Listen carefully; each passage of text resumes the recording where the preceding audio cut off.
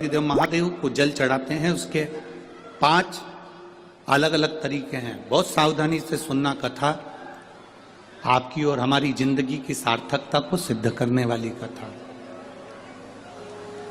आज पंजाब की इस पवित्र भूमि पर अगर यह प्रसंग निकला है तो इसको आप अगर सुनेंगे तो आपका जीवन सार्थक होगा। शिव जी को 5 तरह से जल चढ़ाने का तरीका है। जैसे पंचामृत होता है, दूध, दही, शहद, घी, शक्कर, ये सब पंचामृत के अंतर्गत आते हैं। उसी तरह शंकर जी को 5 तरह से जल चढ़ाने का क्रम वर्णित किया गया। अब उसको समझेंगे, बहुत सावधानी से समझिएगा। पहला, जल लेकर आए, सीधे डायरेक्ट शंकर भगवान के शिवलिंग पर चढ़ा दिया। ये प्रथम जल का चढ़ाने का तरीका। दूसरा, जहां से पानी बहकर जाता है, जहां से जल बहकर जा रहा है, उसके ठीक विपरीत जल उत्तर में जा रहा है, आप दक्षिण में खड़े होंगे और दक्षिण में खड़े होकर उत्तर की ओर मुख करेंगे और शिव जी को जल समर्पित करेंगे। यह रोग मुक्ति करने वाला है और हमारे रोग पर हमें विजय प्रदान करने वाला है। यह जल चढ़ाने का तरीका। एक, सीधे मंदिर में गए, लोटा भरकर जल उठाया, शिव जी को चढ़ा दिया। दूसरा जल, जहां से पानी बहता है, शिव जी का चढ़ा हुआ जल जहां से बहकर जाता है, उसके ठीक विपरीत में शिव जी का जल इधर जा रहा है तो तुम यहां खड़े हो, तुम यहां बैठो, यहां मत बैठना, यहां मत बैठना, इधर बैठो। अगर रोग का निवारण है तो यहां बैठकर। तीसरा, अशोक सुंदरी से जल चढ़ाते चढ़ाते शिवलिंग तक लेकर जाना और शंकर भगवान के शिवलिंग पर पूर्ण जल समर्पित करना। यह तीसरा तरीका। यह कार्य की सिद्धता के लिए। हम जब किसी से आस ना लगाकर परमात्मा से विनती करते हैं तो वो विनती करने का तरीका। तीसरा। चौथा, शिव जी पे चढ़ा हुआ जल 5 जगह पर समर्पित करना। गणेश जी, कार्तिकेय, अशोक सुंदरी, शिवलिंग और जलाधारी। ये चौथा क्रम है।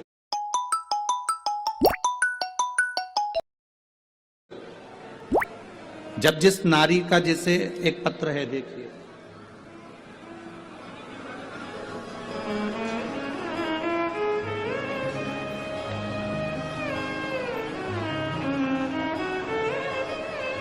मेरा नाम मोनिका है, मेरे पति का नाम संजय सिंह है। मैं दिल्ली स्वरूप नगर की निवासी हूं। कहीं बैठी हो तो हाथ हिला सकती हैं। अगर कहीं बैठी हो तो हाथ हिला सकती हैं।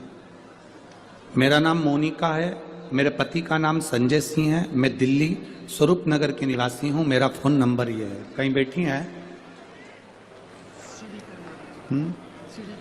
अच्छा, सीढ़ी पर है। ठीक है, आप हाथ हिला दीजिए। श्री शिवाय नमस्तुभ्यम। ठीक है, कैमरे वालों को दिख गया है ना? ठीक है। भोले बाबा की कृपा का मैं क्या वर्णन करूं गुरुदेव। आप जो जल चढ़ाने का तरीका वर्णित करते हो, अगर उसको नियम से धारण करने वाला व्यक्ति होता है तो बाबा सुनता जरूर है। गुरुदेव, 2013 में मेरी शादी हुई, मुझे संतान का सुख नहीं हुआ। 10 साल हो गए, औलाद नहीं हुई। दिल्ली का एक हॉस्पिटल जिसको हम दिखा सकते थे, अच्छे से अच्छा डॉक्टर जिससे हम जांच करा सकते थे, उसके अनुसार हमारे को संतान का सुख नहीं था। आयुर्वेदिक डॉक्टर, अंग्रेजी दवाई, होम्योपैथिक सब कराई, IVF भी कराया तो भी संतान का सुख नहीं आया। आखिरी में डॉक्टर ने कह दिया, इधर उधर मत भटको, तुम्हें संतान नहीं होगी।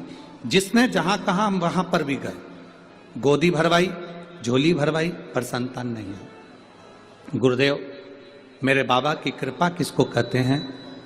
आपने बेलपत्री के वृक्ष के नीचे जल चढ़ाना, उसमें से जल बचाकर शिव जी को समर्पित करना, सफेद आंकड़े की जड़ का प्रयोग करना, यह बताया था। और मेरे बाबा की कृपा से मेरा गर्भ ठेरा। मेरे बाबा ने मुझे आज 10 साल के बाद औलाद दी है।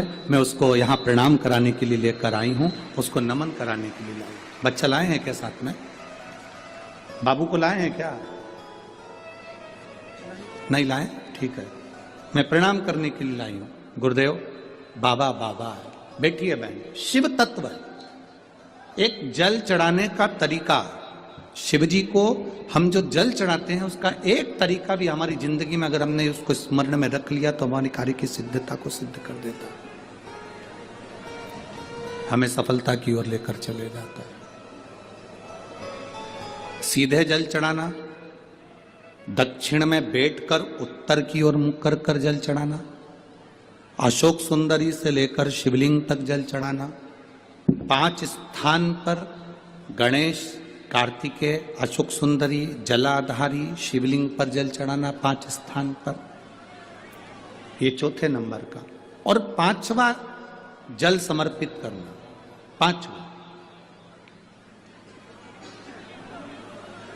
5वें नंबर का जल।